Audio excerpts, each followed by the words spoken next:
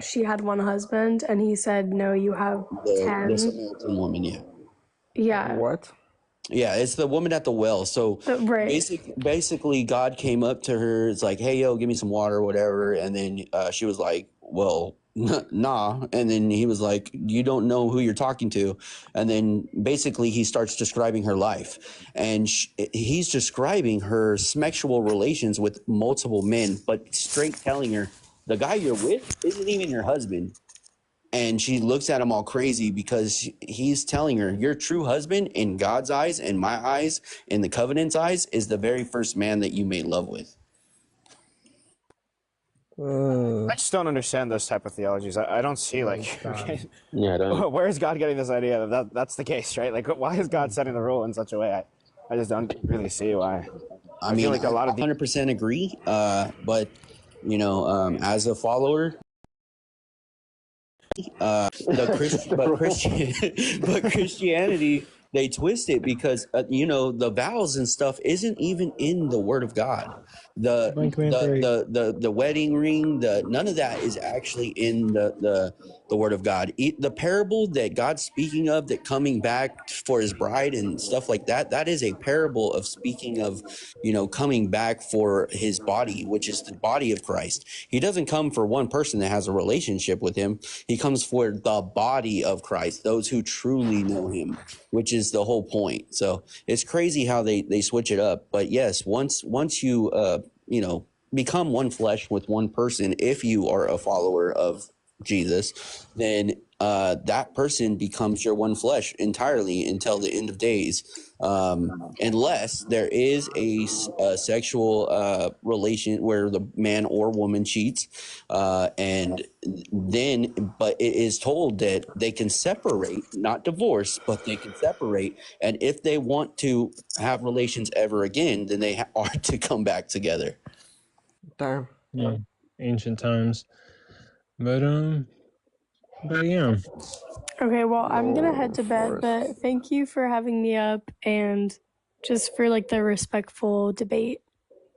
Absolutely. Come back anytime. Did you give an argument for God? Every time. Talk to us about anything. Yeah, I didn't recall an argument for God by Sam, but all right. Welcome to Debate Talk.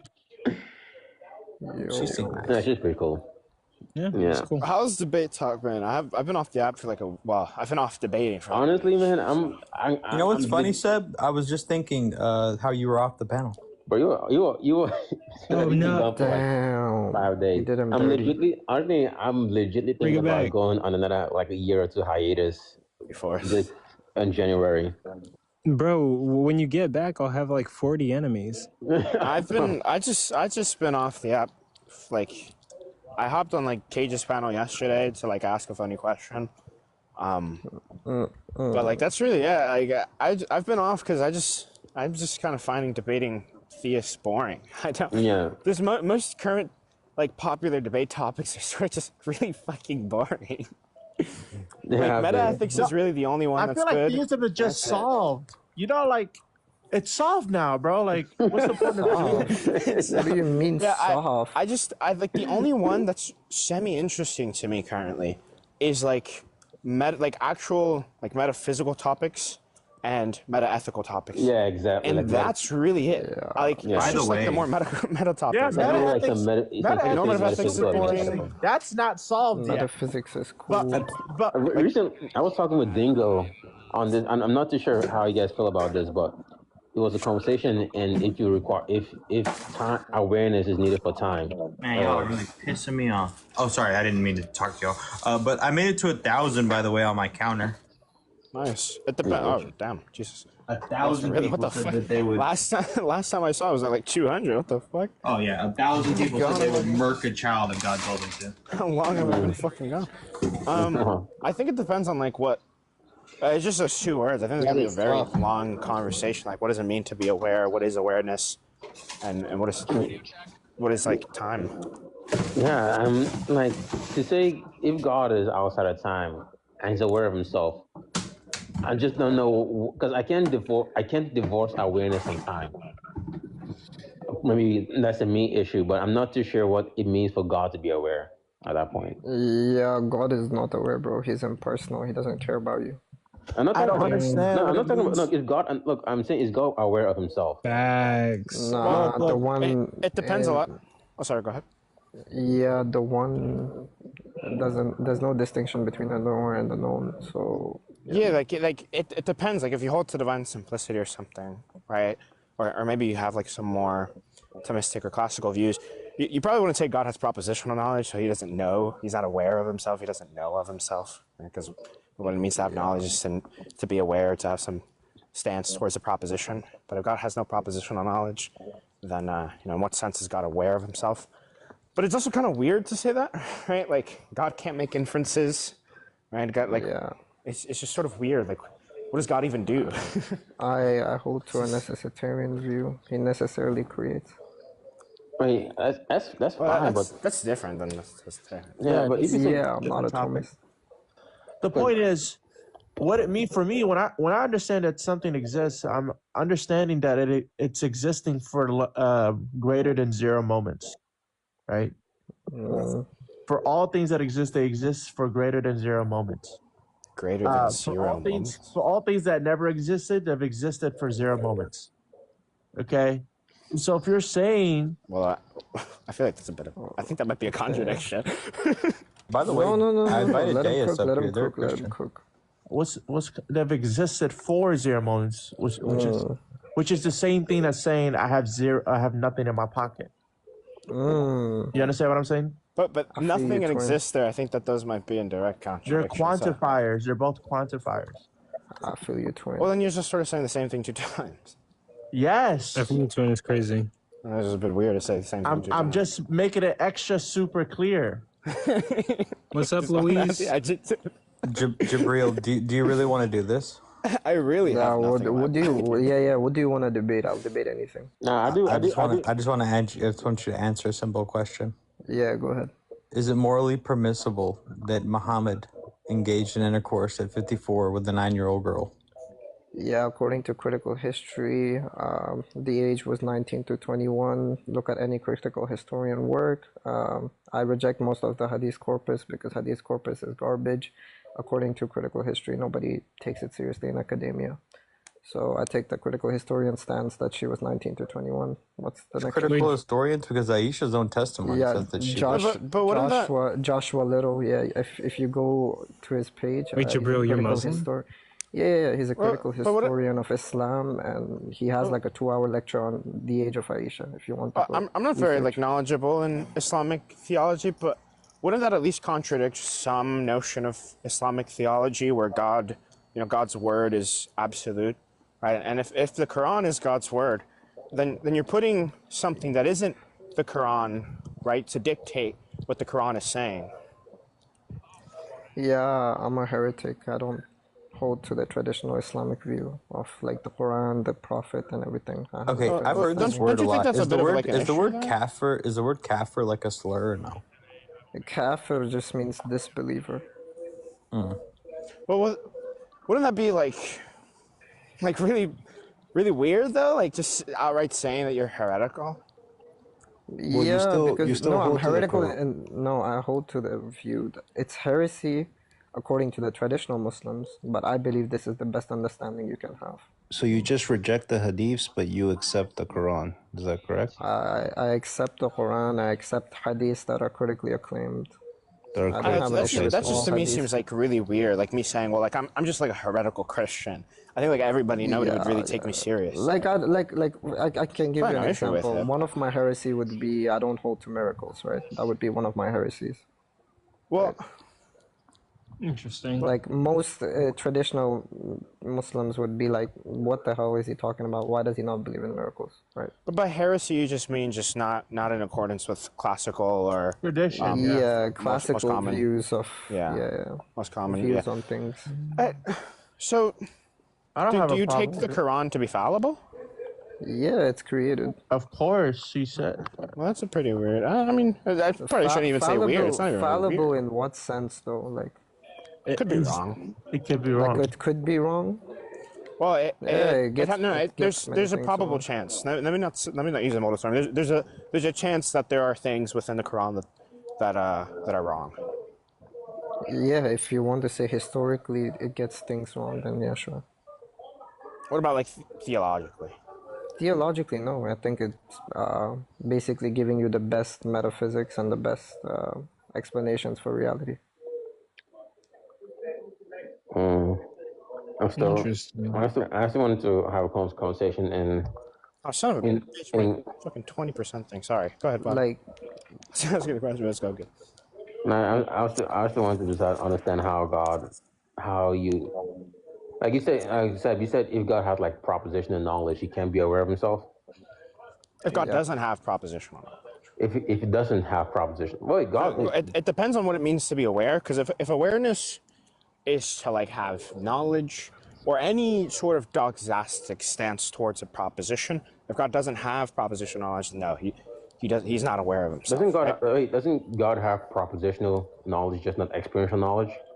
And what type of knowledge does God have? I thought he has only propositional knowledge. He wouldn't have knowledge. God wouldn't have No, knowledge. we would say God is knowledge, right? That would be the distinction. We would say like all knowledge is basically grounded in God, as God But that's is different, knowledge, though. right? That's pure different, knowledge. though. Wait, but those are two different things. That's very confusing because, I mean, I'm not sure what it means to ground, right? Maybe if I might understand the concept, right? Like, in virtue of God's existence, this thing exists, right? But then if it's equal to God, then it's not really grounded. It's like sort of saying like my blood vessels are grounded within my body. My blood vessels are just a part of my body, right? It's not like grounded. I'm not really sure what grounded there means. But if God is equal to propositional knowledge, then wouldn't it just then what does it mean to know? Can I ask you a question? He's not aware, like in the sense that he knows something, right? But what does it mean to know? When you said God was know. intelligence, I was just thinking of that, and then it like popped into my head all the laws of the prophets. Here, just two questions. What does it mean to know, and what is knowledge? Knowledge is wisdom. Yes. What does it mean to know, and what is knowledge? Wait, are you asking the guy below me or me? No, I'm asking you. What is knowledge? What is knowledge, and what does it mean to know? What does it mean to know would be to basically have some sort of propositional knowledge or some sort of distinctions that you can make between A or B. All right, that would be. No, that wasn't very informative. That's What it means to know is to have knowledge. No. To know the differential between A and B. Right, that would be knowledge. Okay, what is knowledge? Knowledge is knowing what is true. No, that's what knowledge is. To know is basically you. To know is to know the difference between A and B. Yeah. Well, that's sort of similar to me saying, well, what a woman is anybody who identifies as a woman. That's not very informative. Like, okay, so what would be like your definition for knowledge? I mean, it's your view, though. I'm not sure. I'm starting to if I agree with your definition, that's gonna be fine. Like, how are you gonna define knowledge? I like this view of this definition of knowledge, which is just like awareness of a certain set of propositions or facts. What does it mean to be aware? Yeah, it's gonna get down a rabbit hole. No. Awareness would be. I feel like isn't that primitive? Yeah, it would just be like the aha moment, you know, like be aware, you know you exist. I don't know what that means. That doesn't like. I don't know what the aha moment is. You affirm existence for yourself. So like think about the floating man experiment. You know about the floating man experiment? To understand something or it's basically by Avicenna, like Ibn Sina, right? He purports like take away all your sensory like data and all that stuff, right? Like your smell, your breath, your everything, and you're just floating with your mind. Do you know that you exist, right? Understand or experience something or some other. I'm still not really understanding what the concept is getting there. I don't think that, like the aha moment. That's like sort of telling me the isness of a thing. It doesn't really tell me much. I don't really sure what. I think therefore I am, bro. Like what? But I think Biz is about to give her like a definition. Biz, what definition were you about to give for awareness there? Because I could probably just like use that. Busy. Okay. I was saying to know is to be aware through experience. But what does aware mean? I'm not sure what that word is doing Aware there. What does that mean? aware is the same thing as to know. But then if it's a synonym, that's just circular definition. It's That's the very same thing circular you at that defined. point. Yeah, it's Because circular. awareness would be more like the some understanding of It self. would just be perception. I don't know what that means. Understanding and awareness to me might be like Listen. I would say something synonymous. I'm not along sure the what that lines of means. learning through a Yeah. direct relationship. Perception of knowledge or the situation that you're in would What does be it mean to have awareness. perception? Yeah, to perceive. Like what? So you're just To have this is perception like is to perceive. this is like no. This is like tell me it all. Yeah, it's to exist, and then to exist. Existence is a primitive notion. But what? What do you mean? Yeah. No, there's accounts of existence, right? There's many definitions of existence, right? You can have a definition of existence as something exists if and only if it is mind independent, right? That's something exists fine. if and only if it has, if it can exist in an empty world or something, right? Or it is the case it's instantiated can in an empty world or something, right? Like I'm not You sure can what perception intuitively means. know what existence is. Yeah, Know that you can existence know maybe, right? intuitively But what existence is. existence maybe, right? But I can give you some, conceptual analysis of existence, right? But what does it mean to perceive? Because I think that you're just using synonyms here for the definition of aware. What it means to be aware is to perceive. What it means to perceive is to have perception of a thing. It doesn't tell me anything. What it means to be a woman is to identify as a woman. It's to have womanness. What does that mean? Now, can you at least give me like some conceptual analysis of it? Like of awareness? Yeah, if you can't define it, right? Maybe you can like give me some analysis of the concept. I have to write this report. Fuck, I forgot. Let me think of like an account. Wait, X is aware if and only if. I can't use perceive because you don't. Let's I don't know. let's just say I have God no has idea, bro. propositional knowledge of self, somehow. I don't believe that, but go ahead. I'm still not too sure what that, because to me, what my question is targeting is how does the mechanisms of, I mean, not so much mechanism, but how aware, at least to me, the way aware, I don't know if it is possible for me to be aware at t equals 1. I feel like for awareness to truly take place, you need t equals 1, 2, 3. You need like the full set of some set of time to be aware. But I don't know. But but the issue I run into. You need to be aware. You just need one direct line of any kind of relationship. What that means? I don't know what that means either.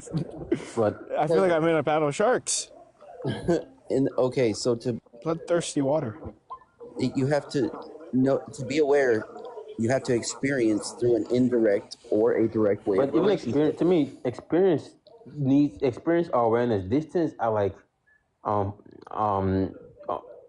the function of these things require time for me. Again, I still need T1, T2, T3. I don't know what it means to experience for only T1. I feel like I need a set of time to experience or have awareness, right?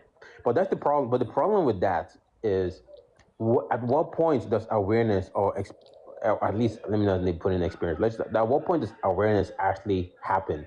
Are you aware at T1? Are you aware at T2? Are you aware at all at the full set of time? Yeah, it would be at the level of the nous or the first intellect. I think we talked about this probably. No, that was a separate argument. That was a separate conversation for like, but it wasn't. What we talked about was like a conversation for like some foundation, and then for the first mind. This one, what I'm trying to talk about now is like, for me, the way awareness works, like in an intuitive sense, is for me to be aware, a set of time, like maybe 5 seconds, needs to pass. I don't know what it means to be aware for only at t equals 1. I need like t equals 1 to 5. But the problem with this view is, at what point am I aware? The I point would that you say the start point that you are perceiving, experiencing. Well, according to that, you would say when time starts, right? yeah, No, I mean, yeah, I could be aware for 5 seconds, but can I be aware for like 1 second, or like t yeah, you equals can be zero, aware for 0.1 second. like That's zero fine. point one second, something like that, like t equals one. If Yeah, that yeah. even makes sense. When time begins, you have awareness. Because to me, I guess, but I guess to me, I can't divorce awareness of an experience of awareness from time. So when someone says God is aware, I'm not too sure what's being said there. Because how does he?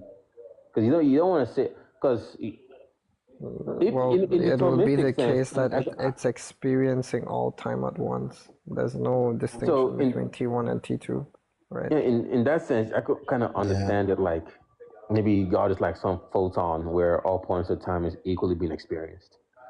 But then I'm not too sure, like if all points of time is being experienced all at once, I'm not too sure if I can give you an analogy, right? It's instantaneous. Yeah. It's Yeah, can you have I can, awareness that's instantaneous?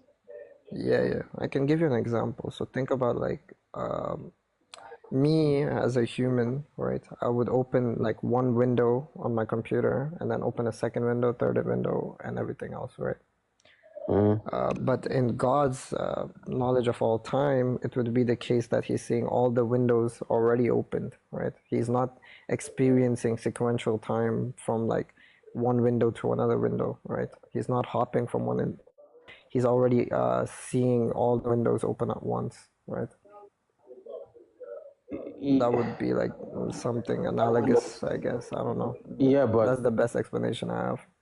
I understand what you mean, but it still feels like God would just be like this instantaneous being where I'm not too sure. Like again, if like I'm thinking of like a photon that experiences all points of time all at once, but you could even say that the photon's sense of experience is just like it's just instantaneous. There is no like the awareness is. I'm not even too sure it's even there because it's so quick. It's so instantaneous. I'm not even too sure if I could call it awareness because there is no awareness. Put it another way, it's so if you're experiencing all points of time that fast equally, I'm not too sure there's anything to be aware of. Right. I see what you're saying. The only way you would solve it is if you're able to separate awareness from time. I just don't. Yeah, I have no idea. I'm walking around as I'm not really paying much attention, but I still don't really know what it means to be aware. I mean, that one. I feel like when people say like they're aware of something, they're saying, "Well, I have some like base understanding of some state of affairs or something." Right? Like I'm aware of like it's Jimmy's birthday next week. I don't know anything about the plans. I don't know like where we're going for Jimmy's birthday.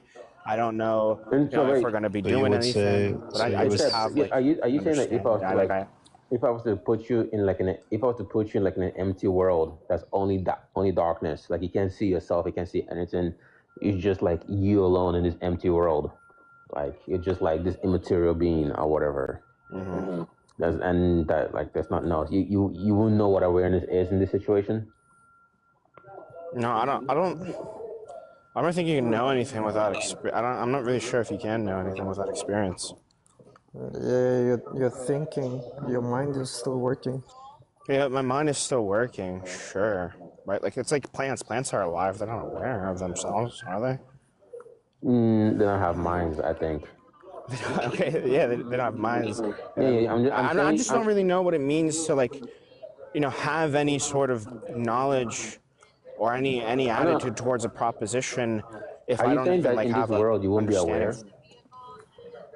If aware means base knowledge, right? Like, like base knowledge on some state of affairs or something like that. Then no, I don't think I would be aware of myself.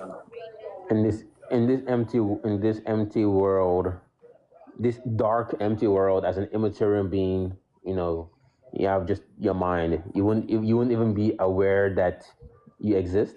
It seems. No, I don't think so. No, I think I'd exist, and I think I'd probably have like some sort of mental states or something. But I don't think I'd be aware of those mental states. Because you're I think defining I'd just be awareness. doing things. Okay. Because you're defining awareness as what? Being able to recognize experiences? In a sense, like have knowledge on state of affairs, or like very vague knowledge on specific state of affairs. Like if we're taking it to be a primitive, right, then the best way that I can use like an example, like I'm aware of Jimmy's birthday, but I don't know that we're doing any plans, right? I just know that it's his birthday. That's literally it. I don't know. Maybe I'd even take it to be synonymous with knowledge, right? Like to be aware of something, because then every time you say I'm aware of something, you're saying, I know some proposition. Yeah, the knowledge in this world would be like, I would assume, at least I would think the knowledge in this world is the fact that you feel like like in the same sense, I think like a fish is aware. It seems to me like a fish might be aware that it exists, right? I don't know. I'm not really sure if I think like water bears are aware of themselves, right? Like, do they have minds? Do water bears have minds? I actually don't know. Sure, I mean they're close. They're still technically animals. Yeah, a water bear. I know what you're talking about. Sure The really tiny ass. Yeah. Like I'm not sure if that, like, if it does have a mind, I don't think it's aware of itself. I don't think it has any knowledge, any sort of attitude towards any propositions. I think it just does shit. I think it's alive. I think it might have a mind. I don't think it has any attitudes towards anything. I think it just does shit based off of like instinct and whatnot. You think it's pure instinct? You think awareness to be something different then? Wait, do you think it thinks?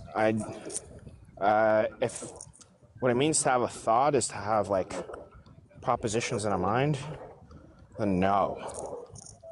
I don't think it has propositions. Okay, so like, wait, so just instinctual knowledge is not gonna be thoughts?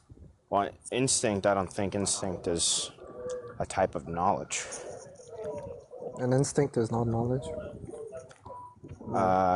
Well, no, because if we're using JTB, and I'm not invoking my actual epistemic views because that's going to be a very long conversation, but if we're just taking knowledge to be like a JTB, I don't think if you have an instinct, then you have some justified true belief. I don't think you have any justification.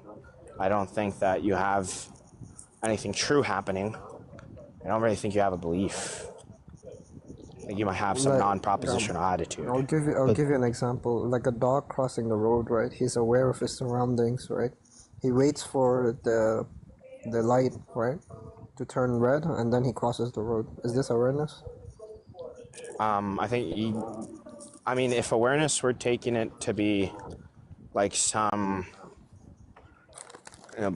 form of knowledge, then no. If we're taking it to be some non-propositional thing, where it's just some attitude, right? Then yes. No. How does the dog know when to cross the road? Well, that'd be back in the question. Yeah, that would be some sort of knowledge involved. Because if it didn't have any knowledge, then the dog would just cross the road without. Well, no, you can have non-propositional attitudes towards things, and like based off of those, like when people say like they have faith, right?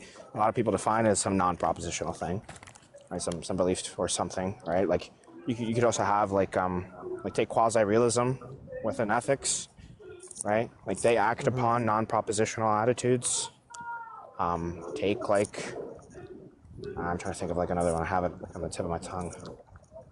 Take like the word instinct, right? When people say, "Oh, I just instinct," like when Deku in episode 1 runs towards fucking Bakugo to save him from the slime monster, right? Did it based off of instinct. He just did it, right? He moved without really thinking, without really having any sort of propositional knowledge. He just acted, right? Or maybe he just had some intuition to do so. No, you had previous biases. Yeah, sure. You can have like, inductive things, right? Like when a deer, walks up to a lake and he sees a bear walking away from the lake, and tomorrow he sees the same bear walking away from the lake, and it always happens at the same time. I don't think there's any propositions going on in his head. I think he's just, experiencing something frequently, and he's basing Isn't it like a his collection actions of based on. data But though? you use words he is It's like experiencing. Like, why would you say he, like, when I say awareness, don't you it's think what I mean there is he is experiencing? Isn't that If what? that's what you it would be like a collection of data stored in the mind of the deer, right? if by awareness you mean to experience things, then like plants, depending on what experience means, then plants experience things. They have awareness. Well, when you said the bear is experiencing or the deer is experiencing, what do you mean by that? What do you mean there? I think that when I say Like that, I you think, said the bear is experiencing. So we have the bear, which is experiencing, or the deer, or the deer. Yeah. Well, might also probably take like what do you? How am I using it? Because I know how, like I understand how I'm using it. I'm not really sure how I would define it.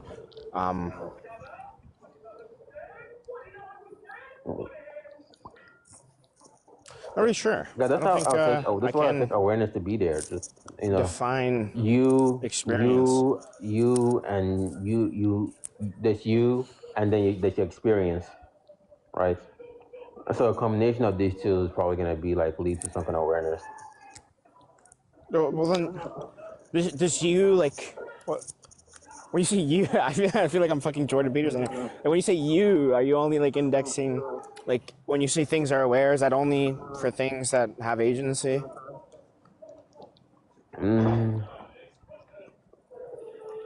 I don't know if an agency. What by agency? What do you mean by that? Actually, I don't want to use anything with like moral culpability because you want to say that like deers are aware.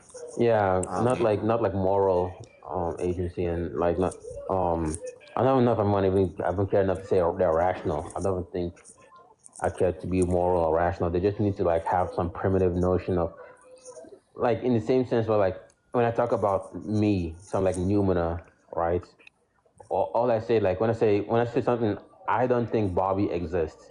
By Bobby there, I just mean Bobby is gonna be a set of like experience. What Bobby is Bobby is gonna be like a set of experiences, and like it's essentially a set of experiences which leads up to like to some kind of like ego.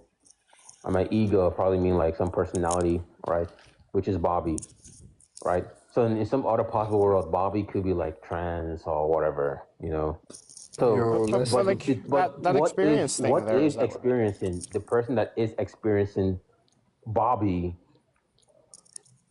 That is what I'm focusing on. So But, that but that, they that get experience thing there, what does it mean to have experience? Because if what it means, if like the definition that we're using here for awareness, right, isn't only used towards whatever we say like an agent is, right, and we can even say like an agent is anybody who experiences things, right?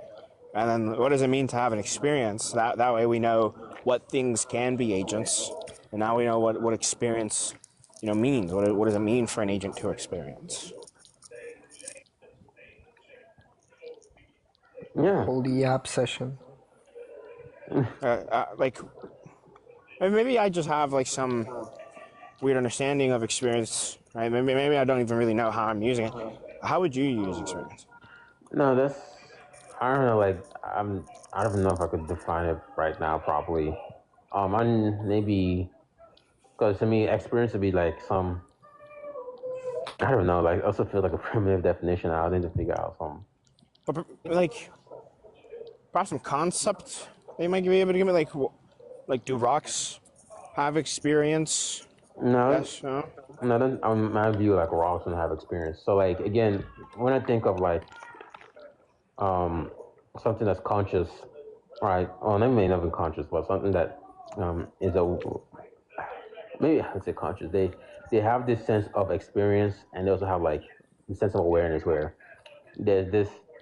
What is it? Yeah, But what it means to have awareness is to have experiences. That mm, because if that's the case, then can't really say that like this thing has experience and is aware, because then you're just saying this thing has experience and has well, experience. no, no. I think you could be aware without like, having experience because again, with me saying like, hey, that is like, for example, I can't.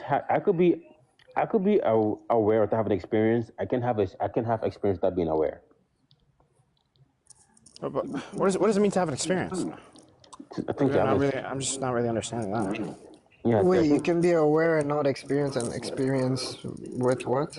Yeah, I think in my view at least, I could be aware without having experience, but I don't know if I could have experience without being aware. Okay, well, Yeah, do you that think that would like, check out, to be well, honest. you don't think that you can have an experience without being aware of the experience? Shalom, Yeah, shalom, if I'm not shalom. aware. Peace and Yeah, blessings. that'd Shalom, be shalom, weird. shalom. Told shut up. Hanukkah's over, isn't it? No, it's like you have like a month or so shit, don't you? I don't know. Like, I think to be aware, to have experience, in the bare minimum to have experience is to be aware. I don't know if a rock But can don't have you think that like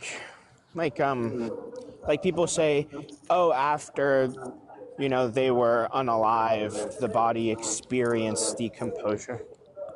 Right, and now that we have a case where somebody says something is experiencing something, yet there's nothing there There's some other to be aware. other definition of experience that I'm not using. But I'm not really sure then. They seem to be using like experience. something like undergo, like is undergoing in decomposition, but I'm not sure. Well, then here, if a rock isn't, having any experience, but Bobby is, what's the distinction there that makes it so that Bobby has experience yet the rock doesn't have experience? Awareness. Like, what's the necessary? Is awareness the necessary condition there? Yeah. Is that the only one? I think that would be the sufficient explanation, yeah. Well, sufficient isn't necessary. Sufficient could be, it could be that you don't have awareness yet still experience, if it's sufficient. I think the necessary condition would be awareness, yeah. Is there any other necessary conditions? I don't think so. It's not off the gate. Not off the gate. Then why would that be a necessary condition? Mind. I mean, awareness will be like in the mind, I think. Yeah. Yeah. I mean. So you can only be aware, or you can only experience if you have a mind? Yeah, I don't think you can experience without a mind. Well, I'm not really sure. Like, if you don't agree with like the way like people usually use it, like this plant is experiencing photosynthesis or is I think that's using the word in a different sense. That like you said, undergo, but I think undergo is just another way to say experience. Right? Like it's going through some processes. It's experiencing. I could define experience to be like some first person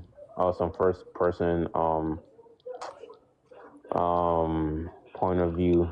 Well, if we're going to use person, then what does it mean to be an agent? Yeah, an agent here would just be some rational mind. What does it mean to be rational? But then again, if like I want to say a bear. Yeah, because if a bear has by awareness, rational, a bear have a mind. But yeah, so but by rational. So I think bears can be rational. Well, what does it mean to be rational? Yeah, maybe to be able to like ability to like do some level of complex problem solving. Maybe not complex, maybe just problem solving. To the example where I'm like in an empty world, right, and I'm doing nothing but experience, I would say no. I don't know how I can solve a Rubik's Cube or understand that I should go left instead of right because to the right of me there's a tornado there. I would say no, I'm not aware. Well, I mean, in this empty world, I mean, like, you're just going to be some immaterial being. So that won't be like tornado. You're just an immaterial existence with a mind. Yeah, I don't know what it means to be aware there. Because if I'm only experiencing myself, unless I can make some form of inference towards myself. Yeah, that would be awareness. That light there would be the news. You just are, you just exist. I just am, but then the criteria there isn't. You don't know. But then the criteria is there. You just exist. Hold on, but I have to exist with mental states, right? I have to be an agent.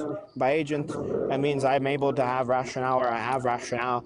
And by rationale, Bobby said that it means to be able to do some sort of complex problem solving or some inferences. Why did you say? Because I'm the only thing that which exists.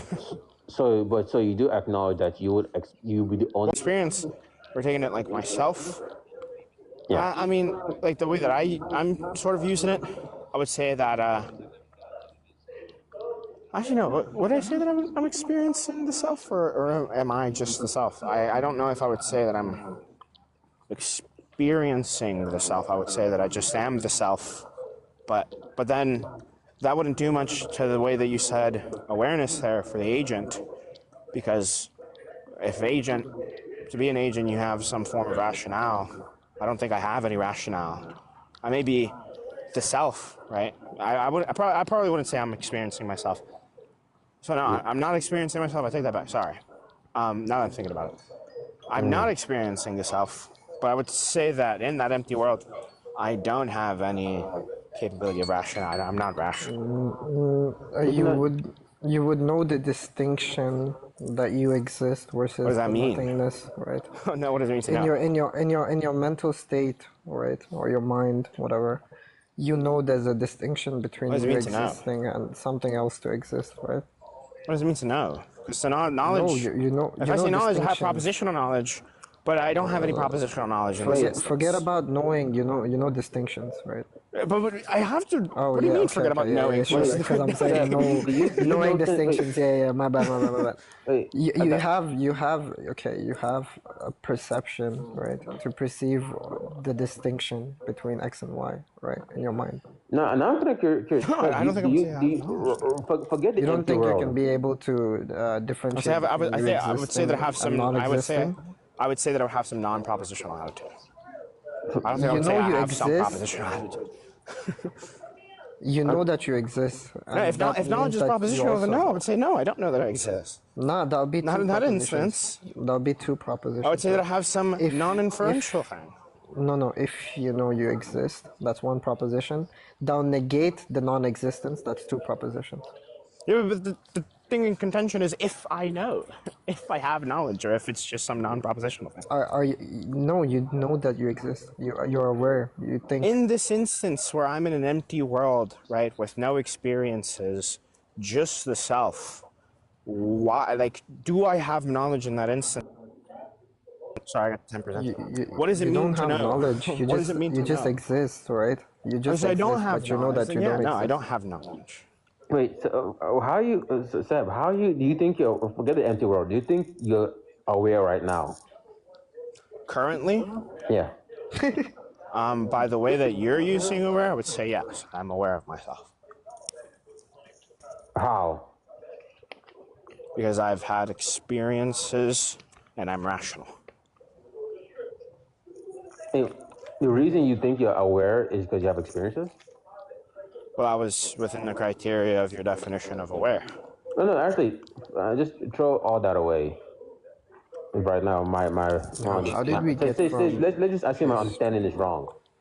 And we were also to ask you this question: Do you believe you're aware? I would say, I mean, if awareness, again, I'm not really sure how I would use awareness, right? Yeah. If by awareness I just use it synonymous with like knowledge, right? Then I would say that, sure, yeah, I do know that I exist, that I'm aware, right? Because I would just say that I know that I know. That's just like. So how do you know that you exist? How do I know that I exist? Yeah. I think that might not be propositional. I think therefore I am, bro. Maybe that might not be propositional. I'm not really sure how to answer that at the moment. Because when I ask you like again going off your understanding of the word, right? And I ask you if you're aware, and by aware, all you think I'm saying there is do you have knowledge that I exist, right? And you want to say yes, you have knowledge of I exist. Then I'm assuming there's something going on there for you to have knowledge that you exist, right? I don't. Did I say that I'm aware that I exist? Maybe I should. Like, if I'm taking it synonymous with knowledge, right? Then maybe I probably would say that like. No, but then I intuitively want to say, well, obviously I'm aware that I'm doing shit in the world and I don't exist, right? But I don't know if I would then want to use it synonymously with knowledge. So I don't really know how I would say if I would say I'm aware. I'm not really sure how I'm using the word there. Wait, I just want to use it the way you want to use it. Intuitively, I would say yes, I'm aware that I exist. How did this go from history to awareness? I'm so confused. We're talking about history? What is that? Oh, my phone's at 9, by the way. I'm about to leave work. So. We were talking about history. I guess Forrest left and he had no contention, so I win. Yeah. No, yeah. I mean, yeah. Intuitively, I want to say yes. I am aware of my existence. Now, I'm not sure if I would say knowledge, right? Is one, my epistemic views, and two, void of my epistemic views. Maybe it might not be some propositional thing. So you're not making a knowledge claim when you say you're aware you exist? Probably not. No, I don't think so. I think that's fine. That's fine. We could maybe that could be like some epistemic gap going on there. But all that's trying to be said there is that's a mechanism in which you recognize yourself. Yeah. And that's all awareness to me is, right? I'm not really sure if, like, in the empty world there, I recognize it. Like, is an ant aware of itself? Or does it just do shit? Does it just do stuff? Like, when the theist says that, like, God has no propositional knowledge and is always in motion. I think an ant can tell. Is God aware of himself? Well, these animals can tell when they're in pain, and I think pain requires some sense of like awareness. At least I believe to know. I think they can tell. Well, I think they react. I'm not sure if I would say that they can tell, because they can tell that. I feel like that might just be saying that they're aware of the pain. So I'm not really sure. Well, I don't know. Maybe, like, I should probably read on this. This is actually really interesting. Because, well, again, it just for me, it just goes. The next step for me is just to understand, like, if this is like, again, taking it back to God, is God aware? To me, is where I want to really wonder if God is even aware or conscious in a way that makes sense. Because to me, to be aware, I can't divorce of an experience. I can't divorce these notions from time, unless if God is aware, it'd be the same way that I think a photon. If a photon somehow developed like a mind, right? This photon, it will be aware, but this photon would be experiencing all points of time, like uninterrupted experience all points of time equally in my eyes. So I'm not too sure if this photon will like actually be aware at all, because all points of time it'll be just so instantaneous. I don't know what awareness means here, because it'll be so fast. I don't know. Yeah. Yeah. I don't know. I might. You said Dingo was talking about this? Yeah, I was having a conversation with like Dingo. I think Justin W. were talking. I think he was with Elf, mentioned Elf at the time. He was like asking if it's possible to be, if awareness or experience requires time, and somehow like, because we were wondering, do we need like, all right, this set of time, like let's say 5 seconds. Does this set of time? Is awareness here, and but then Dingo's or Justin's like contention is like, oh, well, at what point is the awareness actually taking place? Yeah, I don't know. Maybe I need to like ask Dingo if he's been reading like someone specifically on this, or if he's like been thinking about it. Because this is actually pretty interesting. I'm not really sure how I would use those words, especially in conjunction with each other. I'm not really sure. Yeah.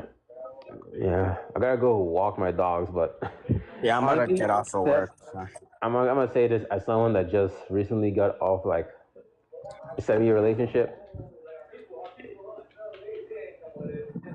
Shit happens. That's a real shit. Shit happens, but the best you can do is, as I think, as Syke said, bro, Jabral. I don't know. It just, I think it's possible to move on and like love again. And I don't think it's at the end of this ever worth like, I don't know, risking some shit for this one love. The feeling will be there so strongly. Don't get me wrong. That strong feeling will be there, especially as the time goes by. The first year, the second year, third year, like it just grows and grows. Like they almost feel like more than just a family member. But you can always recover. So yeah, I read not too long ago something on philosophy of love. You're never gonna love the same person, or you're never gonna love somebody new the same way that you did the first person. But you're always gonna have a stronger love, just a stronger love. I think you could have, yeah. I think because I feel like the love I had is honestly kind of immature in a sense. Yeah. It was a love that was built on not a very strong foundation at the time. If I was to be honest with myself, it was just um again the financial stuff and then like emotional stuff and the battles between her and mine. And it's one of those things that is one thing I recognize is that it's easy to love something. Like you can love something. You can definitely like put um efforts into that. But that's the problem, right? That you need to be very careful when you put like that same level of like emotional investment into something like that. Yeah. You know, that's the tricky bit right there is knowing that you can just love something, like you can do that, but knowing when to do that is the tricky part. And I think that's what I've learned from all this is catching like that's I think that's why like maybe if I were to like do this again in the future for whatever reason, God Jesus Christ, for whatever reason I do this again in the future, I imagine I've kind of like, you know, training a muscle. I've learned the right things to look out for. Yeah. And to make sure that I'm gonna invest in this, almost like some kind of weird stock or bond.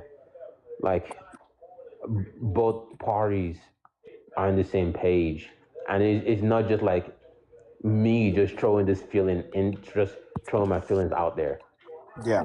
But I mean, like, think that even though that's something that you only learn with age for whatever reason. I don't think you can learn that maybe you can. You can learn that at a young age. I think it's with experience, like, Yeah. and not to use a word that I don't even really know how I'm using it, but I think that the experiences build upon each other to like give you this sort of, and again, not to use a word that I don't really know how I'm using, the experiences, right? They build up to give you some awareness of what you're getting into, and if you should get into it, and how you're getting into it, and how to like, you know, parse through it or walk through it, right? I think that like, you know, everything like things like those, like relationships that are built that like, you know, get moved on from, like those are always experiences that are just, you know, and again, not to be so fucking continental, but those are just like pages within a book, right? That are like the, you know, paint brushes or paint strokes within like the canvas that like me, you, and Void would say is identity, right? Like those are things that are always just building for you, like building upon you.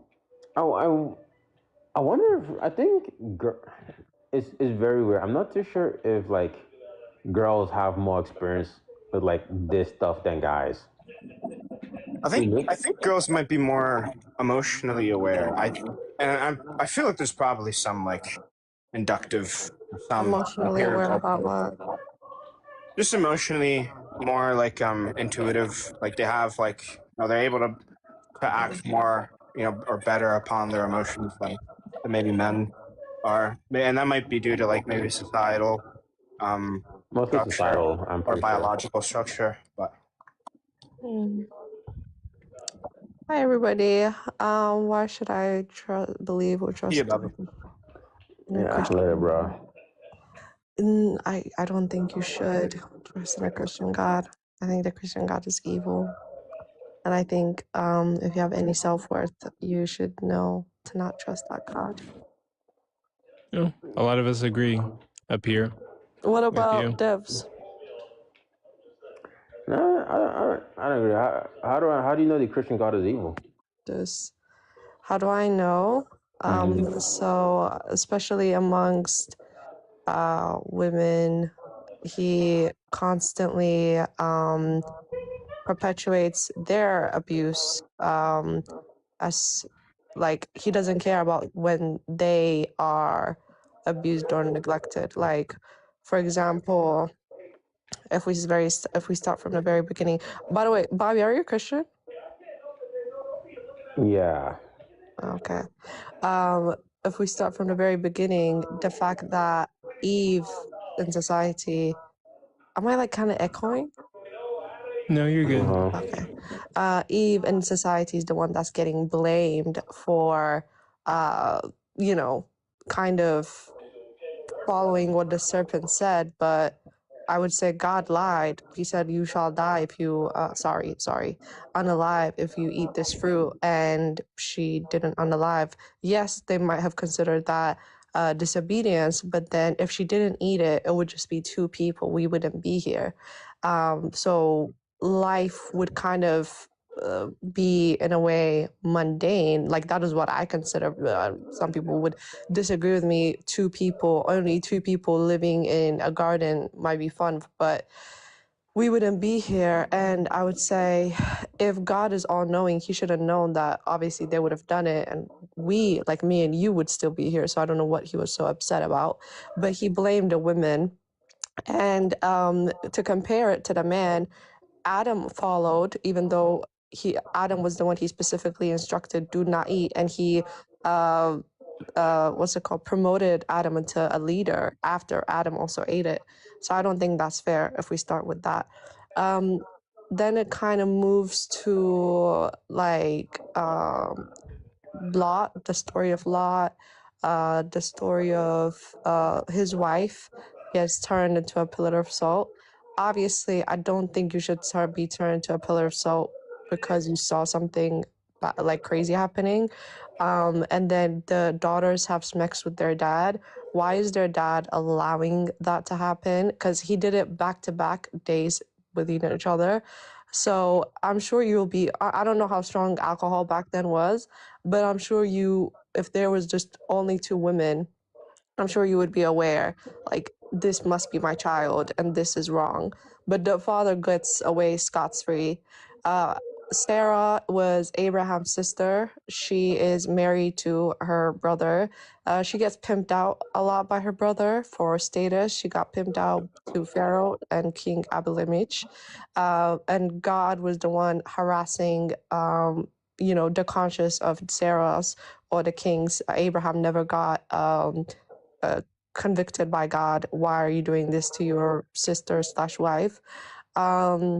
Hagar was getting kicked out constantly. Abraham was a shit baby daddy.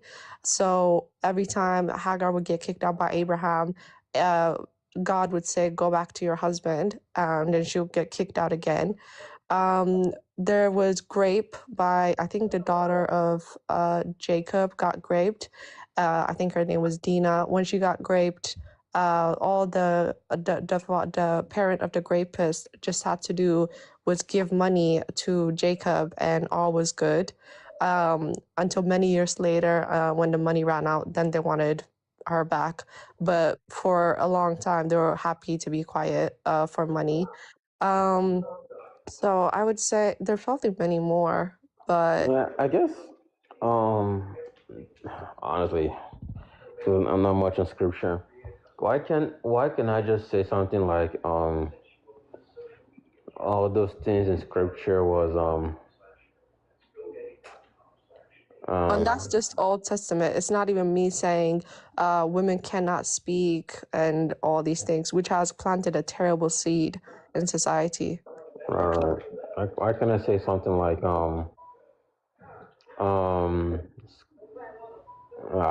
Wait, are you walking your dog right now? No, I'm not. I don't even know. What, you tried to justify all that? I want to give like a response, like Coco. I want to give like a skeptical theist response, like maybe God has some good reason. No, because it was written by men. That's the reality. Yeah, maybe I could just even say that the Bible is just like, I don't know, infallible, and these things are not actually meant to be taken seriously, but so you're not a Christian. Bigger message. I actually don't even know what. Yeah, because it was written by men. Do you know what I mean? I don't even understand when I see BLK people and women and even people of color get excited for this religion. It's like seeing chicken get excited over KFC. It made specific instructions to degrade and enslave you. So I don't even know how you guys are still supporting this. It's just like, I don't know how you guys are wired. But anyways, what's up to you? I think I mean, I have one response for the woman being quiet in church, but like it's the one that I wonder and like Clem might say.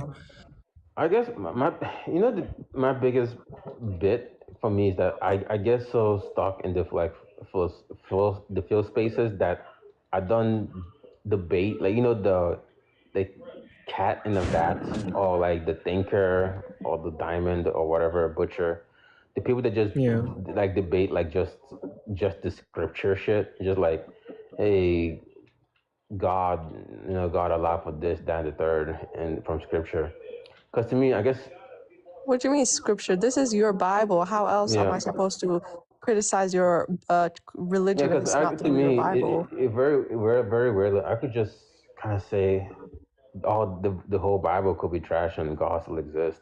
But how do you criticize? How are you a Christian without your Bible? Like, if you're a Christian, Yeah, that's it's what I'm like, saying. From your point of view, you want me to like hold that I have to like hold to the Bible to be like this ultimate word of God and you say that this is how God acts, and I could just say no, the Bible could just be completely in error, just written in a way that is it not. is. And I could just on all I have to do is just appeal to like third party sources. So all I care about as a Christian is Jesus and his resurrection, right? So as long as the third party historical sources confirm those things for me, the rest of the Bible like Even could that's be. not confirmed.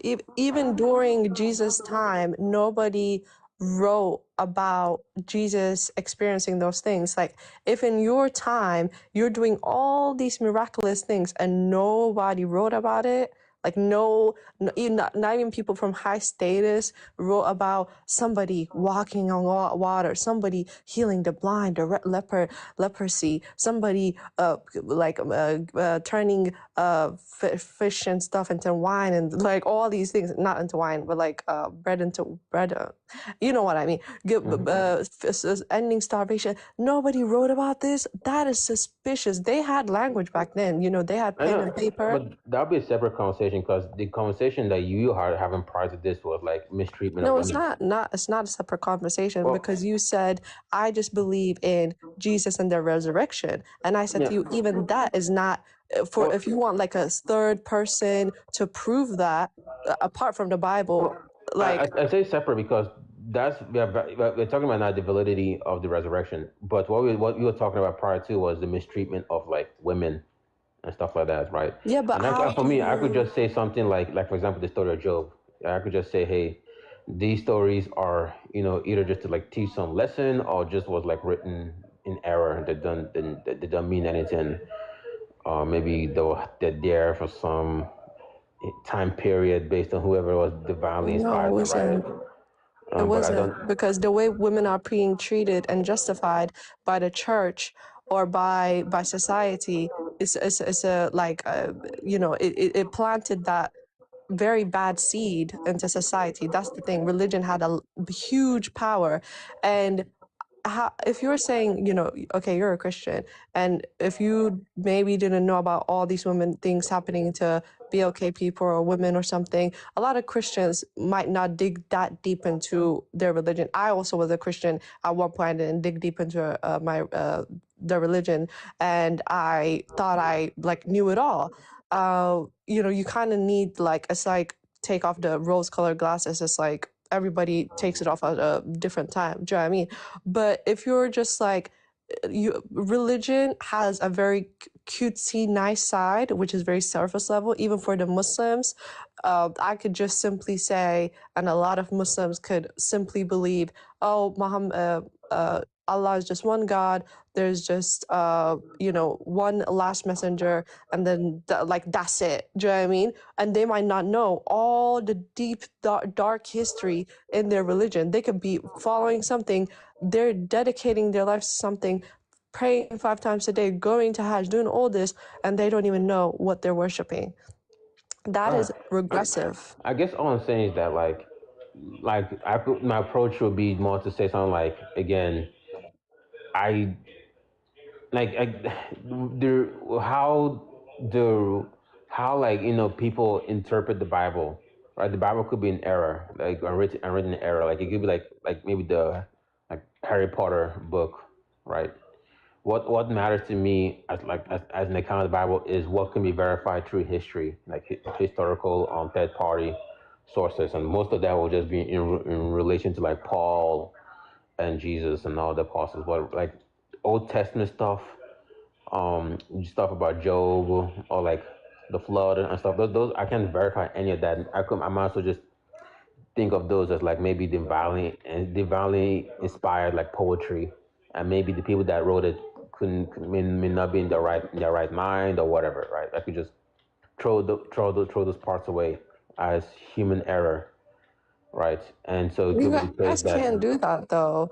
Like, so that's not a Christian. If you like take out 70% of your book because like instead of being like, actually this is not a book that represents my inner self, and heaven and hell is just not real. You're not going heaven or hell because you said I don't want to suffer like Job. And if there's a God that will send you to heaven or hell, so no, that I will know. send you to hell. One second, that will send you to hell because you don't support this like madness. What kind of God is that? How do For you example, support that kind of God? do you think I need to be a Christian to believe Adam and Eve actually existed? Do you need to be a Christian To think to Adam believe and Adam Eve and Eve? existed? But You Adam could and be Eve a Muslim.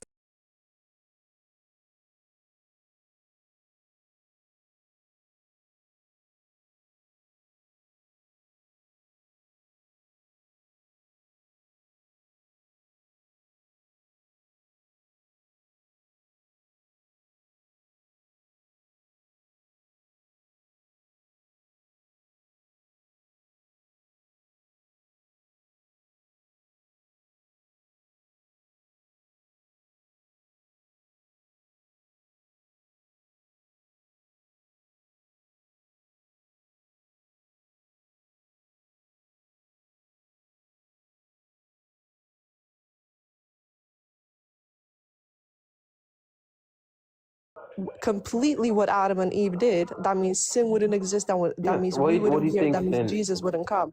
So Yeah. that's what I mean. If you take away 70% of your religion, then that is, you don't have a religion. That doesn't make sense. I'm not too sure how you're defining sin. All I'll just define sin to be is an action that goes against God's wishes or whatever, right? So Hmm. just an action that just God that displeases God or goes against God. So that's all sin is to Hmm. me, right? I don't know why I need to believe Adam and Eve exist to know what sin is. Okay, but did you hear what I said in terms of sin is Adam and Eve uh creating like basically life or death in terms of, at least, even if they maybe Yeah, not didn't that drop all that could there, just be even allegorical.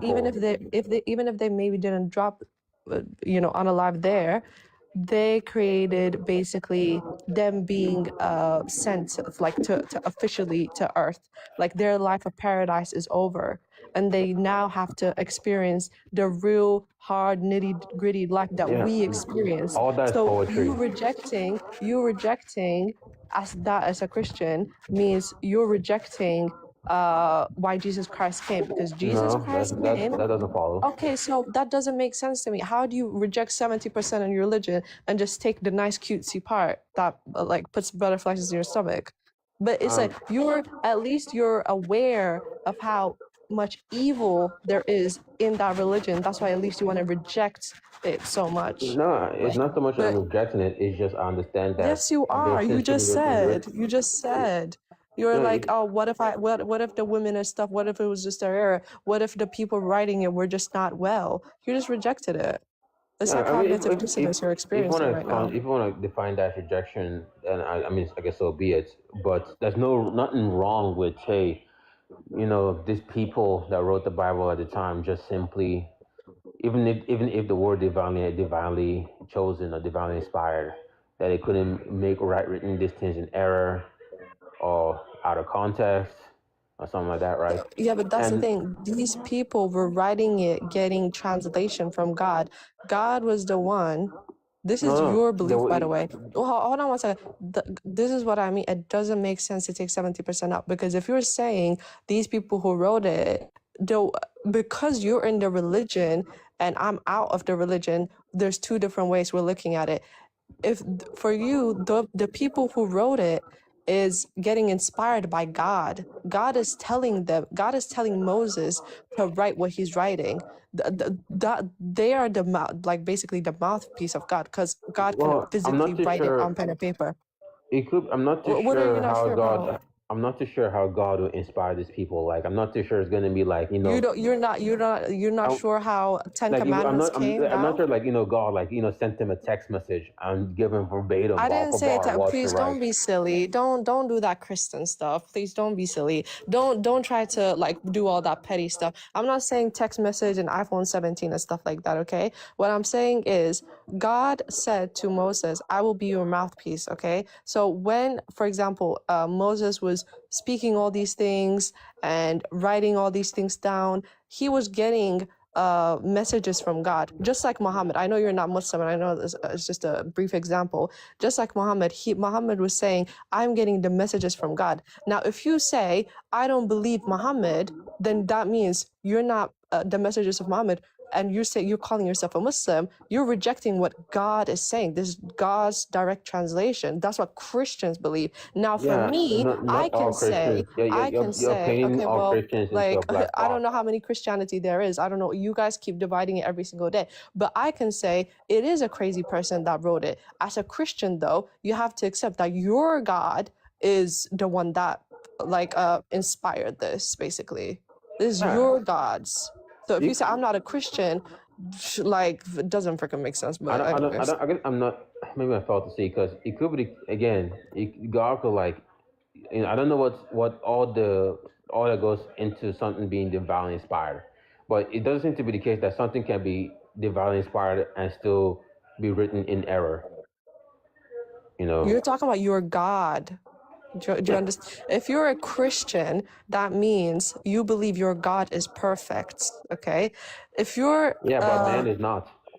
okay, no. So why would God give an imperfect man that message? Now, as an atheist, I can say it's because God is not all knowing. As a Christian, for you to say God makes that kind of big mistake as an all knowing God, you're telling on It yourself. You could be. guys It just could. It could be. experienced It could cognitive be the case that dissonance. God has some good reason for what He did, for allowing the mistake. Misleading people. He had a great Yeah, reason for thousands of that could years. be with God's, all the divine mind, and for knowledge. He must have some, um great making reason, some all encompassing reason that allows for such decisions that we simply don't have access to. No, he's just an evil God. Yeah, you He's have to give. You have to, destroyed so many people's lives because that's an evil God who's going to you. Even now you're saying, well, he had his own reasons. But yeah, that's an evil God. Why would you, as for example, yeah. as the okay people, excuse slavery, like and give specific Let instructions? me. Forgive your master. If your master doesn't unalive you for this wrong, be happy for it. That doesn't, for me, I can say that sounds like a man. For you, you're saying, well, I don't know, God was having a bad day. No, he's an evil God. Yeah, well, let me ask you a question. Is it more evil, right, for me to, like, I don't know, like, save, like, one person from a train track, or save five people from a train track? Which one's more evil there? Yeah, I've heard of this argument. One person or five people? I would say five people. Yeah, now let's say I'm sure it'd be because maybe you have some kind of like justification that maybe maximizes quantity or something like that, right? Now you could say that God, with his perfect knowledge, knows the exact right answer, because it could be the case that you saved the five people, right? But that one person that you saved the five people, but maybe those five people go on to, like, murder millions, all 5 people, but what if that one person also unalives millions? What if those 5 people all do different and amazing things? Which Yeah. So good can be you're making my better? point. God has this perfect knowledge, right? So God knows the right answer. No, oh my God. This, I swear, I feel, if I could find a recording, I will, like, you can ask Forrest, by the way. I was saying Christians can justify any evil action. Like, if this is how you got to this point, that's crazy. No, you agree with Like, me. how, You agree my with me thing that is, hold on, you did agree with me that those 5 people that you say could go on and commit atrocities, right? You agree there, right? they could, but they could also do great things. Yeah, but you wouldn't have access to this kind of knowledge, correct, right? What do you mean access to this knowledge? And you wouldn't have this perfect knowledge to have access to what they can or wouldn't do. Yeah, but God has the perfect knowledge and does Awesome. Looks allow like the you're in agreement. deception.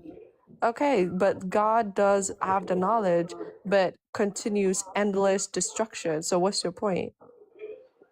No, I'm saying that just like with this situation, right? It's like this. It's the same as the trolley problem here. God just knows the perfect right answer. Oh my God. This is a human understanding for me. You know, I'm not even really kind of concerned about you guys calling him your God. You can call him your God. That's totally fine. But to call him a good God, an all-loving God, and you guys have the nerve to say all loving, Wait, slow down. all Wait, good. Like, what kind of like, what didn't you is agree with love me? to you Wait, guys? didn't you agree with me that it was, at least in your view, it was better, it was good to save the 5 over the 1? Yeah, but that's a worldly understanding. For a God, you shouldn't just bring 5 prophets that have caused mass slavery, mass unalivings, and if you do that, call yourself an evil God. I will call you an evil God. But if you justify unalivings as good, you are concerning, Bobby. I really want you to get some help. The point of the analogy is to say like, hey, if you agree that it is good that we ought to save the 5 over the 1, right? You have some justifications there that's going on. That makes it good. That's all I'm saying here. Yeah, That no, I God to be know, good. but don't keep repeating yourself. What I'm saying is, if you're calling your God all loving, all good, and I have yet to find in the Old Testament one single, and you can help me with that. You can help me with that. One single unconditional thing in the whole of the Old Testament that God has done compared to 99 million of evil he's allowed or insisted on happening. You cannot call that God good. What is wrong with you There's 2 things people? that's going on here. One, we've agreed that you don't have access to God's divine mind. So I think we agreed No, but there. I don't need to And then justify. I the don't need second to be bit. comfortable. Like, if I'm comfortable, like, watching rape and unalivings and children, that is something psychologically Yeah. wrong with me. I can say that about somebody. That's not normal. You Right. guys can justify that. How do you Yeah. justify that? But you know what? It is created for people like you guys that are very comfortable with that kind of evil going on in the world. It's created for you guys. It's Right. created for specific people who find comfort in this kind of madness. It's created. Right. So They know this. if you already agreed that God Didn't say that. Stop twisting my words. What I said was, when you gave the example of 5 versus 1, I said I would save the 5 people because those 5 people, there's more chances of them doing more good because they've experienced what it feels like to be Yeah, but unalive, you don't right? know for sure that would be the case, right? You don't have a divine Okay, mind to but know what? that for Okay, sure. that's okay. I don't know, but why would a God try to justify unaliving everybody, and why would you justify that and call him a good, kind God? He's not. Yeah, it's the same reason for the trolley But this is analogy. my human understanding. Okay, I don't know the future, but God knows the future, and Yeah. like allows so much destruction. He's not a good God, is what I'm saying. Look, if you You're not if you able to justify if this. you That's Yo, you Bobby. know crazy. Yo, Bobby. Let me talk to her for 1 minute. Yo, sweet. I was want to say the way you keep your composure up there on space is crazy. Those are some of the Please. dumbest people possible. Oh, I try. Like Bobby here is trying to justify something. I don't even know how Well, long I Bobby have gets it. to come up here to the big boy boxes. No, but he's basically saying that I'm a Christian and like I'm telling him his prophets, why did God give that knowledge to prophets who have misled people? And he's like, well, the prophet, he was like, oh no, I just believe in Jesus and I just believe, like, I'm not really talking much about women being hurt, because he was like, where in the Bible did women get hurt? I gave him 10 examples. He was like, okay. Then he was like, why wouldn't I just say that the prophets were just misled? And I was like, well, as a Christian, you can't say that because God was the one telling them to write this. Bobby's one of the smartest Christians I know. So I mean, I don't know. Yeah, like all I'm saying here is like, what I take to be true from the Bible would just be verified by some third party. So it would just be substantiated by some third party, I don't know, document or something like that. You know. So to me, I don't have no reason to think the flood actually happened, Job exists, or even Adam and Eve actually existed, right? I don't see why I should think of these people as like real people if it's not substantiated by some Yeah, some but third okay, party. if you don't believe in those people as real people, okay, but you need to understand that the action of Adam and Eve, the big action of Adam and Eve, which is eating from the, It's not. I don't think from of the them as fruit, real people. from Why would the, I even? no. Listen, as a Christian, right? If you believe they ate from the fruit, then that means Jesus came.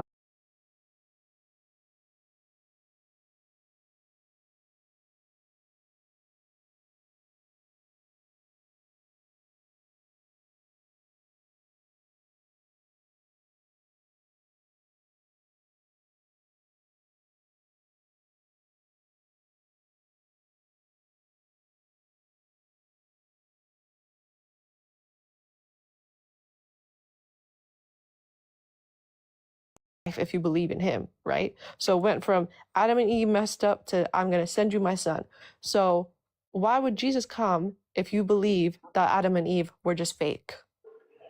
Yeah, I mean, as far as Jesus You need to come, believe in Adam and Eve to believe that Jesus came. That's it. I don't know if I need to do. I You don't know, think you I don't need to do have that. to need, it's not like, your taxes are For going to my increase in the belief in real Jesus, world. my belief in Jesus Christ to be substantiated by other third party Yeah, but support. there's not even, the third parties didn't even talk about Jesus. So I don't even know how you're going to prove that. But that would be But that's a separate conversation. But as far as like the no, whole it's not a Adam and separate conversation because you were like, okay, I just believe in Jesus. So prove that anybody else was talking about Jesus' miracles apart from the wait, Bible.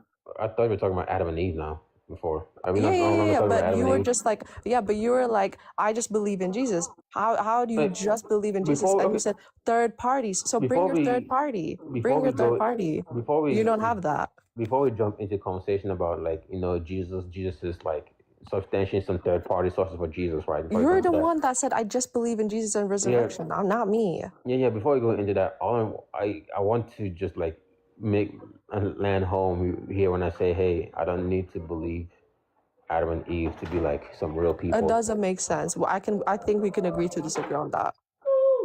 Hmm. I said it doesn't make sense. We can agree to disagree on that. Okay, so Like, you no longer that's want just you think Christians don't have to like could not believe in okay. So why did Jesus come? you think Christians should believe in the flood? Okay, so why Oh, why did Jesus Jesus came? come? Yeah, he Okay, came. no. So why did Jesus come? Let's stick to Adam and Eve, right? Why did Jesus come?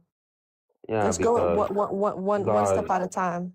yeah, God had a plan for salvation. Okay, so why do you need salvation?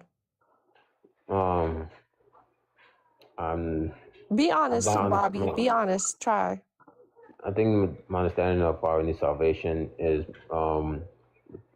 to combat our sins.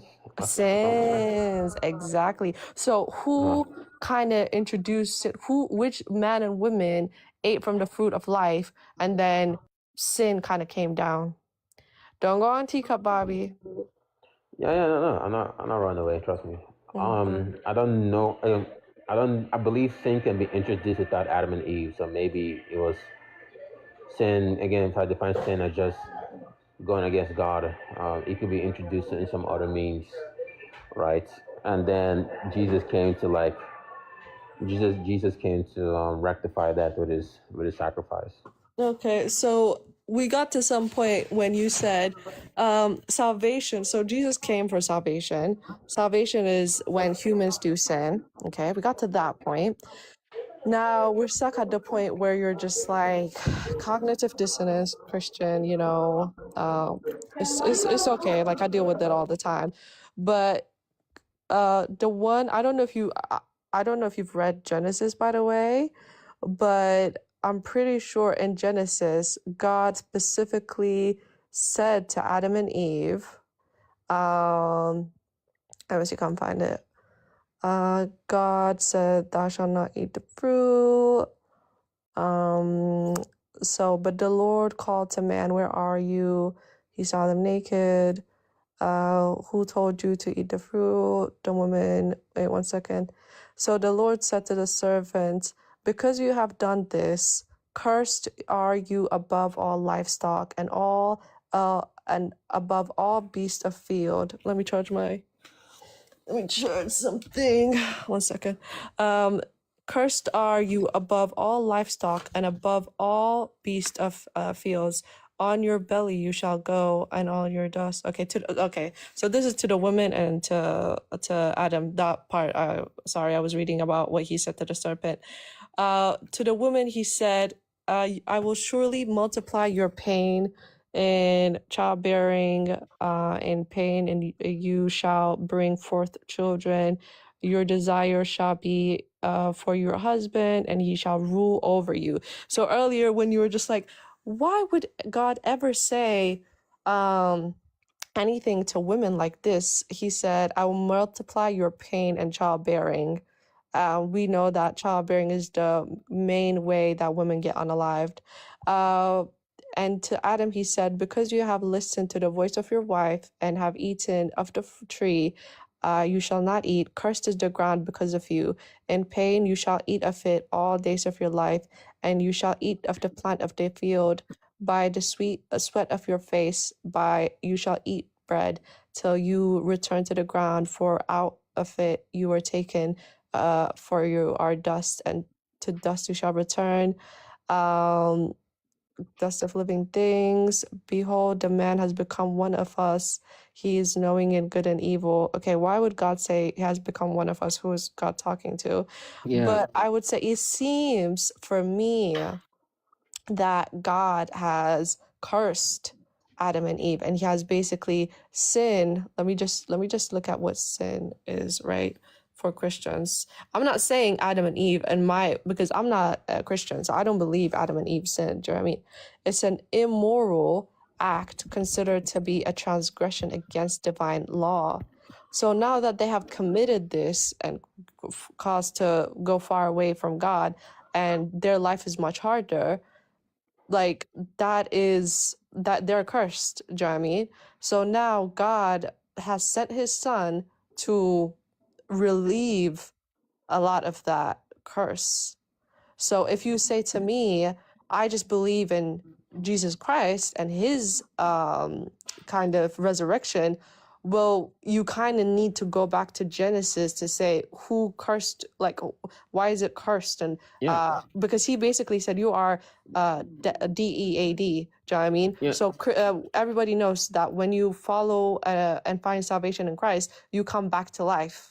Okay, in Christianity. To me, I feel like this is two separate arguments. So, like for me, like since it's two separate talking points, because the conversation for Jesus is to say, hey, based on third-party resources outside the Bible, it seems to be the case that what is the third-party resource? That could be a separate conversation, but I'm gonna just make. Well, you can mention one, because if you keep saying third-party, so you can't keep saying third-party resource at this point, because you're just saying third-party resource. It doesn't make sense. Maybe Josephus notes or whatever, but what's Josephus? I believe. I don't know, Coco. You could maybe help me here because I know you're more well read on like you need history. I'm not the best historian, but there are some third party. There's no reason. At least I don't. I think there's no reason for me not to say the man didn't exist, right? But there's better historians here on the app that could give you like you could go down the rabbit hole. He But might have it seems, existed, but the miracles and stuff yeah, coming that could out be, from life yeah. is Some of very the miracles hard. can be contested, like And just like you said, third party context, a virgin birth was also from other stories. You know, yeah, story of Horus, talking sick, also from other stories. So I can also say that. I can say your book, and this is the New Testament. Let's put the Old Testament to the side. The New Testament is written by different other sources, Egyptian sources, Mesopotamian sources. So for me, it's like even if you came to life and you might have just said some wise words, all this other stuff, it was hyped up. yeah. So I'm just, again, for me, I'm just gonna be going based on like on third party accounts. It seems to be the case that Jesus died and resurrected, and there's some third party witnesses to that, and they sacrificed themselves. They seem to like martyr themselves for the truth, and that could be evidence towards the claim that Jesus is God, or at least Jesus resurrected, something like that. And that's really what keeps Christianity. That's the apex. That's what keeps Christianity as a real religion going, right? Regarding, like, I don't know, stuff like the flood, or like the Genesis stories, like Adam and Eve, or Job, or like, I'm not even like, even yeah, some of those, even like, I don't know, being eaten by a whale or whatever, like all those stories, like the kids being mauled by a bear. All this, from my point of view, could just be like allegory, poetry type of stories that could have been wrong. Even though God like showed them inspired them with some words, they could have misinterpreted and like wrote it wrongly, right? So that's no point for me to like care about those stories in the same sense I Okay, care about the so resurrection. I'm just looking at something here. It says Genesis 3:15. It says the seed of the woman will crush the serpent's head. This is called Proto-Evangelium, the first gospel. It predicts a human descendant will defeat evil, the serpent, but will be wounded in the process. Christians see this first prophecy of Jesus, born of a woman, wounded, in brackets, the cross, defeated evil, resurrection. So what I'm saying to you, it does have a direct link, or for you, an indirect link. It has some form of link from Genesis to Jesus.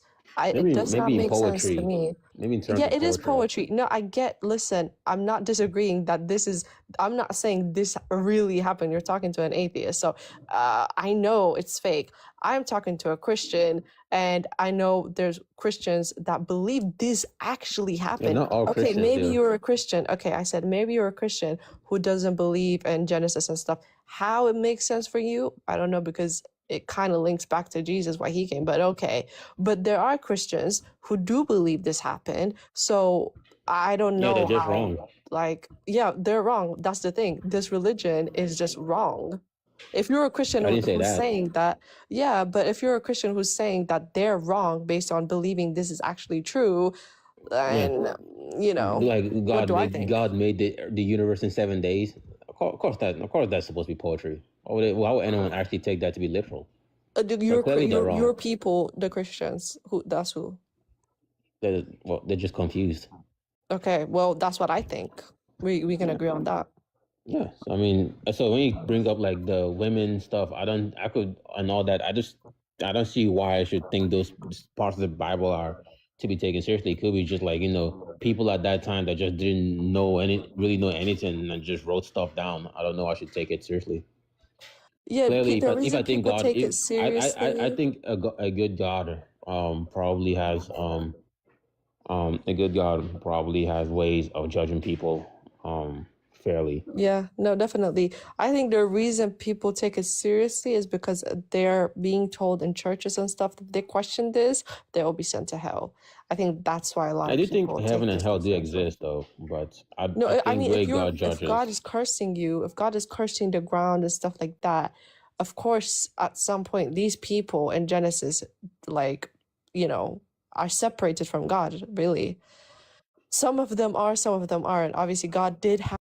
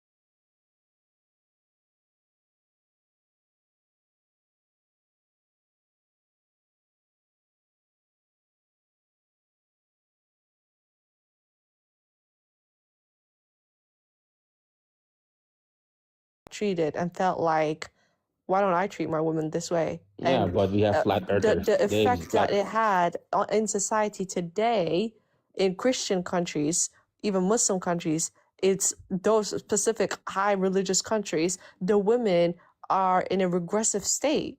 And Yeah, these I agree. people justify it with the books. Yeah, I agree that there's some people that just are wrong. In the same way that people like read this book and think Earth is actually flat, they're just clearly wrong.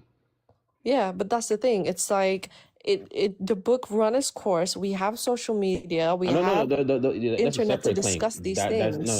So to me, the Bible will just be more of a metaphysical book. It talks about metaphysics, not so much like some isn't the Bible is not so much of a history book. It could have some history in it, but the history will be clearly for it to be properly understood as a history book. We need to have third party verification. Yeah, So and I do rather agree than with the that. Bible, looking at the Bible as a history book, rather it should be looked more as a metaphysical book, right? Yeah, but also a So when you propaganda book. say that it's ran its course, I'm not too sure what's there because you could still say that God exists and you have like reasons to believe God exists. And I mean, and but that's the thing. You can have, if you feel like, if somebody wants to feel like God exists, like that's fine. But when people start to justify the horrible things that happen, that's where my stomach churns, because it's like, now you're self-projecting. Now you're showing your true colors to my eyes. Yeah, And but that's what remember, I'm just like thinking. just like we used with the trolley problem, and I think you agreed. The pros beautifully illustrated with the trolley problem that you agreed. Like, yeah, I'll save the 5 over the 1, and you think it's good to save the 5 over the 1, and you just imagine that with someone that have a divine mind. No, because I don't believe your God has a divine mind. But like that, for me, the reason I believe that or think that, it's not to just be disagreeable. It's like I have just seen too many examples where he did not meet my standard of what good is. So it's hard to say, Why to should God meet agree. your standard? Well, if you want me to call you a good God and worship you, then you must seem good to some level. That's what I think. If you want me to worship and go to church and yada, yada, yada, you must need to see some decency. Like a 5-year-old has more moral compass than this God, in my opinion. No, it's again, God just has these reasons with his divine mind that he brings about the best how world. do you know he's just not an evil God? How do you know? I mean, we have a good maybe some inductive case through the Bible to believe that God has. No, I said, how do you know? Not through the Bible. How do you know he's not an evil God? Yeah, I mean, there could be some with my finite brain, some epistemic gap going on there. How do you know? I have I'm not okay. How about this? I'm not 100% certain that God is evil or is not evil, right? But I don't think I need some 100% certainty to justify. Okay, well that talks a lot about your moral compass. My thing is, do you think you need to have 100%? Do you think you need to be 100% of everything to know something? No, but you need to have some level to know the difference between good or bad. If I'm saying to you, all these things were happening, all these bad things were happening, except to the YT, straight male, and you're saying, oh, well, then I think God must have a reason why everybody else is suffering. And then it's not just the YT straight male that's going to heaven after all the suffering experienced by the others. And so after all this suffering, we still also go hell, and you're still trying to justify that's a divine God? Brother, please. Come on, let's call it a day. Wait, it still seems like you're making my point here. I'm not making your point. If maybe I misunderstand because if all you're telling me is hey, God, because all I'm saying here is God has this. It has some reasons, and I'm taking the skeptical theist response. God has some good reason for why he chooses to act in such a way, and he has instantiated the best possible world that correlates with whatever ends he's trying to get to. Okay, so if tomorrow was day of judgment, right? Or the end of the world, right? So many people, because they were starving, because they got a DV situation or SA situation, or flying explosive, flying around their house, if you know what I mean, and yada, yada, yada, had to had to make some bad decisions that was not very kind of them. But I would say their experience of getting that bad thing to happen to them caused them to do some bad things. You know what I mean? Now, if God was sitting down comfortably in his big chair watching this happen and say, you know what, I'm bored of this, tomorrow's the end of the world day, and then sends all these people to hell, because that person stole, that person unalived somebody, that person did this. You created one of the most horrific climates for human beings to thrive in. And we can agree that the world we're living in is a cruel, hard world for so many people. You created that environment, and yet you have the expectations to live a godly life. I don't know if God created. I don't understand. I don't think God created this environment. I think you could say we created this environment. I know we created this environment. Like I said, you're talking to an atheist. We created this environment. Even as but a Christian, for Christians, when I talk to a Christian to try to understand talking to a Christian is like we are living for a Christian. God allowed this to happen. You can agree on that. What do you mean by allowed there? Like allowed us, and like some evil thing can happen, and he could be like, you have free will, I'm not going to intervene, I created you, but I'm not going to, for Christians, he created you, didn't he?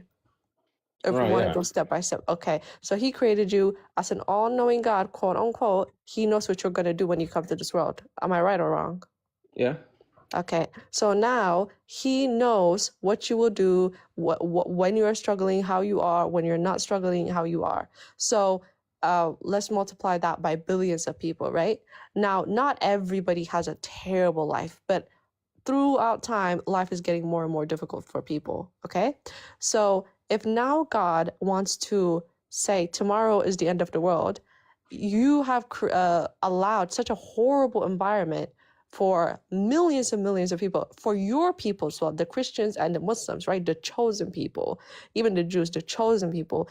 All of these guys think they're the chosen people in their eyes. So even the chosen people are going through it on earth, hell on earth, right? Now, you're going to send your people to hell, except if you're, I don't know, like what's the standard to enter heaven in this world? We don't know that. Only God knows that. So exactly, it could be possible that atheists go to heaven.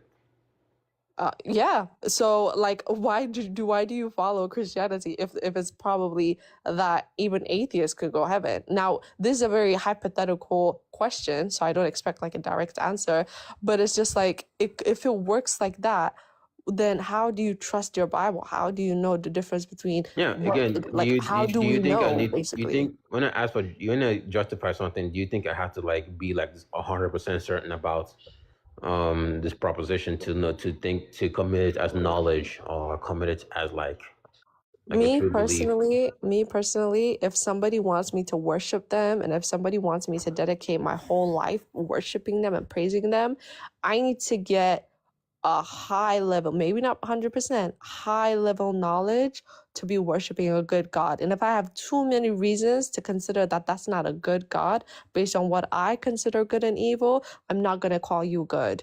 Somebody else could. That reflects their moral compass. Yeah, I'm not going to consider them good. But yet, what do you consider? I think the reason you consider them bad, the first reason that you told me, well, the whole women bit, but we already said that, well, those stories could just be written in error. It still happens today. Grape still happens today. Incest still happens today. If you're talking about grape happening, right, and God not like intervening, right? He still doesn't intervene today. This is not just like he didn't intervene back then, but he intervenes now, or it simply just doesn't happen after Jesus Christ came. Yeah. It still happens today. We can agree that we still happens today. We now to showcase, like illustrate that, we could say, hey, with this trolley problem that we've talked about, we could say that as a skeptical theist, maybe there could be some good reason God, like some God knows the right answer with his divine mind. Yeah, but that's the thing. That's the thing. That's evil for me, because why are you Well, justifying no. You yourself. somebody's I gave you the same trolley suffering? problem. I gave No, you. no, I no, gave. no, no, no, no, no. That's not a valid problem for me. But like, because you're saying, oh well, first of all, the trolley problem is, would those people be worth saving, right? So you could save the one person. The one person could do bad after you save them, or good, or the five people could do bad or good. Okay, but if I'm saying, somebody got raped or something like that, even a child, and you say, well, there must be some reason why that child got raped, and I'm sure they'll be fine, and you're not considering the real life, because I know it's a fairy tale religion, but in the real world there could be a real life consequence for what that child, the PTSD that what that child can go through, and you say, okay, but still, like, I don't care, like, God will just deal with it.